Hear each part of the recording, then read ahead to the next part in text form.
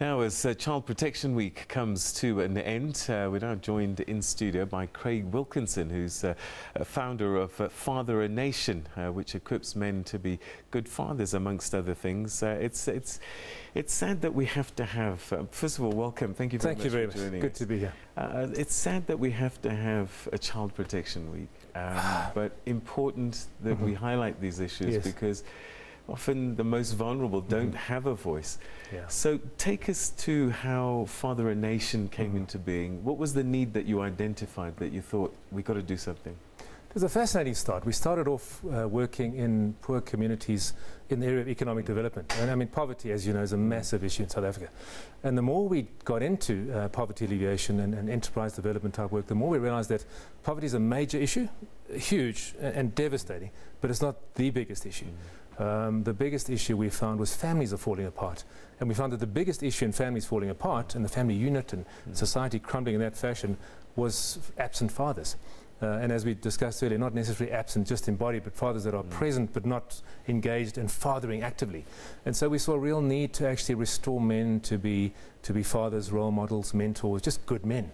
And that's how it started. All right, so how do you go about doing that? You know, especially the fathers that are not engaged, they think they're being good dads. Some do, yes. And then those that are not there at all, what do you do with for those kids? Well, it's a real challenge, because often at seminars and things to do with fathers, you're preaching to the converted. The guys that come along are the guys who don't need it. But I think it's a cycle, isn't it? I mean, it's a cycle that goes from generation to generation to generation. And people don't father well because they weren't fathered well. And men behave badly because their masculine soul has been wounded. So the whole thing is to really mobilize and raise up an army of good men, and there are many good men out there. You know, one of the things that, there was a lot of debate around this "men are trash" hashtag recently, and for me it is problematic because there are so many great men doing wonderful things, and it's often the quiet men that just get on with life and do things well that are set by the side. But if we can restore men and just create a movement, I think, a project's not going to fix this, but if we start a culture and a movement of men being good men. I often say to men, men are designed to be dangerous, which sounds like a controversial statement, but we're designed to be dangerous to the things, never to women or to children or to each other as brothers. We're designed to be dangerous to the things that threaten society and the things that threaten women and children, and we should be dangerous to prejudice, dangerous to corruption, dangerous to any form of abuse. And if we can mobilize men to be dangerous to those things, we could do away with the need for child protection. So how do we manage a man who's not raising his children well? He's not coming to the seminars, he's not coming to the events. As you say, you're preaching to the converted. How do we manage where help is most needed? We get good men to become activists. And I think, every single... There's a fascinating book written by a guy called John Eldridge called Wild at Heart. And he says, every boy in his journey to become a man takes an arrow in the center of his heart in the place of his strength. And that includes you and I. And he said, because that wound is very rarely discussed and even more rarely healed, every man carries a wound. And the wound's most often inflicted by his father. So I think if we start as men looking at ourselves and saying, you know what, there is an element of me as a man that doesn't feel like I'm fully adequate as a man. And what men tend to do is they either then fail to use their strength and withdraw into all kinds of addictions, or just fail to step up to the plate, have a child, move away, or become passive or emotionally disengaged, or hide behind sport or work or whatever it might be, or they misuse their strength to try and prove that they are the man. And I think if we as men stand up and say, you know what, I'm going to be a good man. I'm going to realize that, there might be some woundedness in me, but let me deal with it. And let's us as brothers converse about these things and be open about it and say, you know what, Peter, I'm struggling, and let's be vulnerable and be open and be honest. And if we start that kind of movement and culture amongst men, we can shift the culture and we can start becoming protectors as men, as opposed to the ones who need to be protected against. Okay, so we have a scenario where we have disengaged fathers.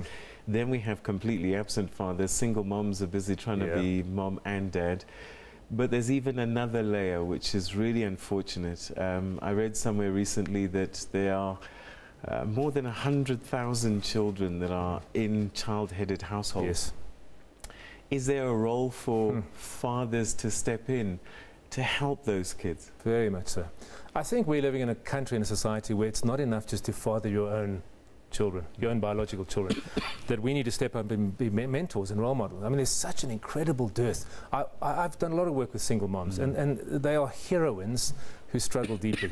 And I encourage them to recruit men into their lives, whether it's an uncle, a grandfather, a coach, a teacher. Get men involved in the lives of their children. So we as men need to step up and do that. What can we do? I think speak out more. You know, what is the old saying? All it takes for evil to prevail is for good men to do nothing. You know, let's speak out. Let's discourage any kind of activity that looks like it might be harmful to women or children, and let's step up as role models and you know, mentor those youngsters. There must be some pushback. There must be some people who are saying, mate, you can't be telling me how to run my family. And culturally also there's challenges to overcome. How have you dealt with these? Well, I think, you know, you're not preaching to people. You're recruiting them on board as good men. So that's why I say, for instance, the men are trash hashtag. Obviously, we understand the sentiments behind it. I mean, people are angry. We're all angry. But what it does do is it makes men feel worse than they already feel. And so it becomes counterproductive. So we need to move away from the men are trash and move towards men are good. Let's be good. You know, you're a good guy. So instead of saying, you know, I'm teaching you how to run your family, I'm saying, man, I'm a brother. Let's step up together and let's do this thing that we're made to do. So let me go back to this whole cultural thing, because it's not a black or white thing actually. You're taught as a boy by your strong father, thou shalt not cry, thou shalt fight back if you get pushed around.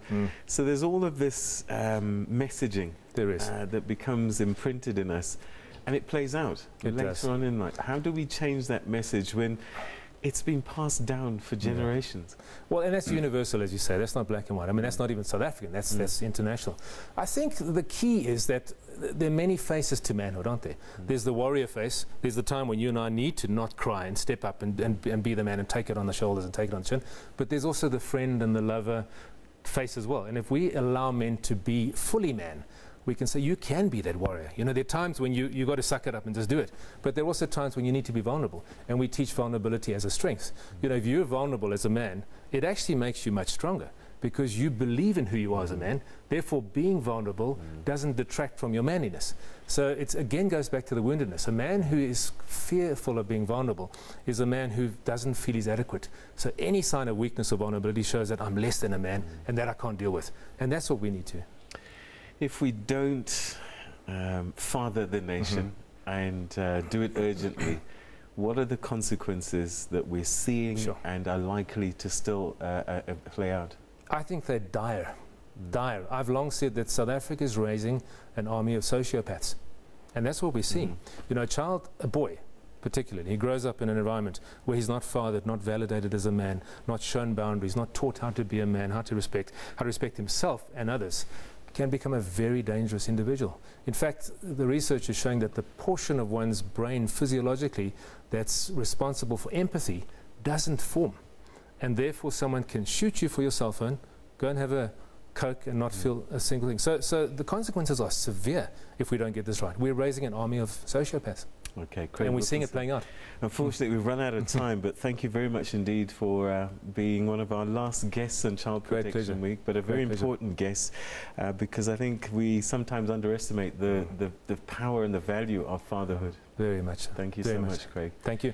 All right, so that's Craig Wilkinson, who is the founder of Father a Nation, and on Child Protection Week in particular, I think all of us who think that they don't have a role to play, you do have a role to play with your children, plus the children of others and those that don't have any parents at all. Step up.